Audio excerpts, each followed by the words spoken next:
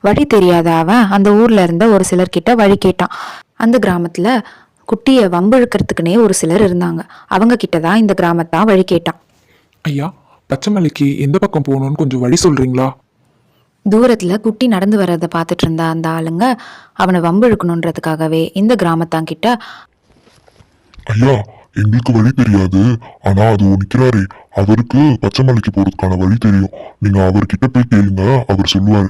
மறக்காம குட்டி அப்படின்னு அவர் பேரை சொல்லி கேளுங்க, அப்பதான் அவர் சொல்லுவாரு. ரொம்ப நன்றி ஐயா. நீங்க சொன்ன மாதிரி நான் அவர்கிட்டயே வழி கேட்டுக்கிறேன். மறக்காம நீங்க சொன்ன மாதிரி அவர் பேர் சொல்லியே வழி கேட்கிறேன். வரேங்க ஐயா. ஏப்பா குட்டி, இந்த பச்சைமலைக்கு போற கிராமம் வழி கொஞ்சம் சொல்றியா? என்னப்பா காது கேட்கலையா? எப்பா குட்டி குட்டி. எவ்வளவு தைரியம் இருந்தா என் பேரை சொல்லி கூப்பிடுற நீ? உன்னை இப்ப பாரு.